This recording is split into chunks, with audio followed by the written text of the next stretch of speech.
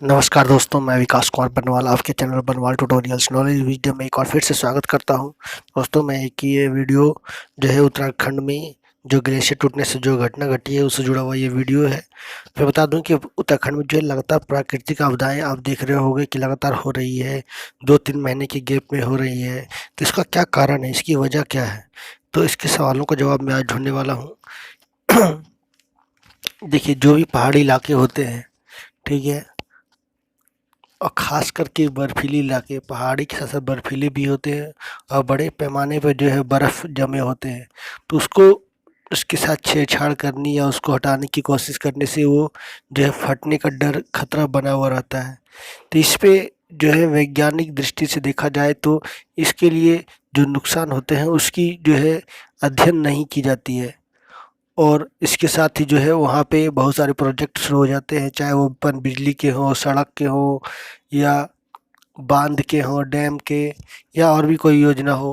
तो इस पे एक रिसर्च करने की ज़रूरत है कि क्या इसके कटाव से या इसके साथ छेड़छाड़ करने से क्या इसका प्रभाव पड़ेगा, कितने बड़े पैमाने पे जो इसका प्रभाव पड़ेगा, कितना नुकसान होगा। तो इसमें रिसर्च करना बहुत ज़रूरी है, तो तभी जो है इसका समाधान निकल सकता है। तो आप लोगों ने देख को पता ही होगा कि तब जो ऋषिगंगा में उत्तराखंड में हुआ था, जिसके बाद साफ तौर पे कह दिया गया है कि उत्तराखंड के मुख्यमंत्री के द्वारा, तीरथ सिंह रावत के द्वारा कहा गया है कि जो भी एनटीपीसी की योजनाएं चल रही है या बीआरओ की, वो रात में जो है काम को रोक देने का जो है उनके द्वारा निर्देश दिया गया है। तो बिल्कुल सही डिसीजन लिया गया है, एक तरह से पहल भी अच्छी की गई है। तो चलिए इसके इम्पोर्टेंट पॉइंट बता दूं कि उत्तराखंड में चमोली के जोशीमठ के पास जो है हिमस्खलन से बीआरओ के 2 शिविर जो है तबाह हुए हैं। इस बर्फीली आपदा में जो है 11 लोगों की मौत हुई है। सेना और आईटीबीपी के जवानों ने 391 श्रमिकों को जो है बचा लिया है। सड़क निर्माण में जुटे 400 से ज़्यादा श्रमिक रह रहे थे इन शिविरों में। सीमावर्ती क्षेत्र में जो है सड़क चौड़ी करने का जो है कार्य कर रही है बीआरओ, यानी बॉर्डर रोड ऑर्गेनाइजेशन काम कर रही है।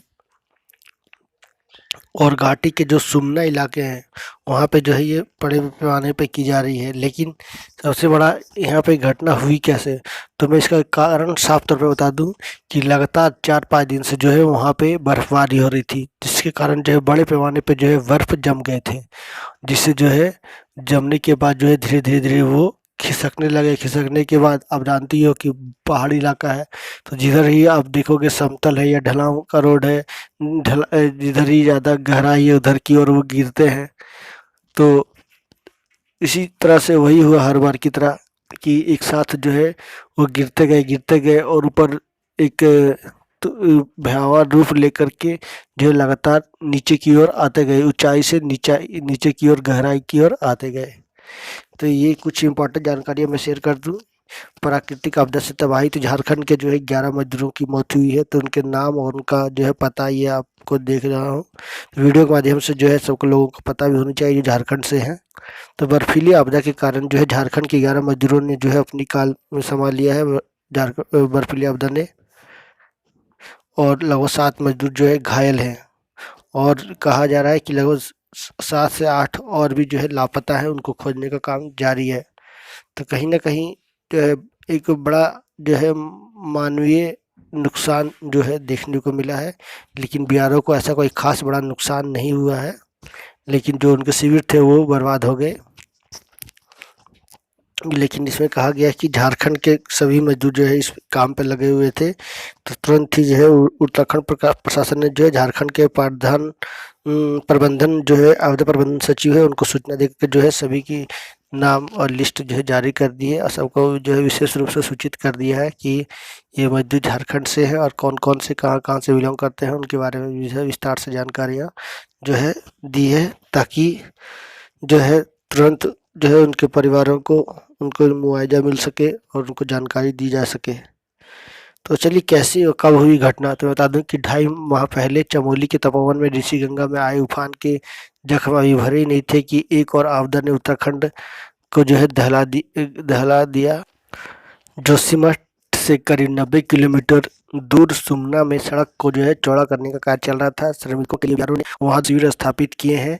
रुक रुक कर हो रही बर्फबारी के कारण जो है काम बंद था और श्रमिक शिविर में ही आराम कर रहे थे। बताया जा रहा है कि दोपहर बाद एकाएक जो है के समीप के पहाड़ से जो है हिमस्खलन शुरू हो गया। भारी मात्रा में जो है बर्फ को पहाड़ से नीचे की ओर आते देख श्रमिक जो है शोर मचाने लगे और कुछ ही देर में जो है शिविर बर्फ से जो है तबाह हो गए। यहाँ करीब आधा किलोमीटर दूर सेना के महा रेजिमेंट और गढ़वाल स्काउट के कैंप है। यहाँ तैनात जवान तत्काल मौके पर पहुंचे और राहत कार्य जो है शुरू कर दिया। सेना के मध्य कमान ने जो है ट्वीट करके ये जानकारी दी और सेना और आईटीबीपी के जवान जो है आधी रात के बाद जो है राहत कार्य में जुटे रहे। इसके बाद हल्की बर्फबारी शुरू होने के बाद जो है बचाव अभियान रोकना पड़ा। शनिवार सुबह जो है सेना ने जो है और आईटीबीपी के जवानों ने जो है श्रमिकों की तलाश में जुटी रही और ये रिजल्ट देखने को मिला। तो एक तरह से प्रकृति का ये बड़ा नुकसान जो है मानवीय क्षति को कहीं ना कहीं जो है बड़ी पैमाने पर नुकसान कर रहा है।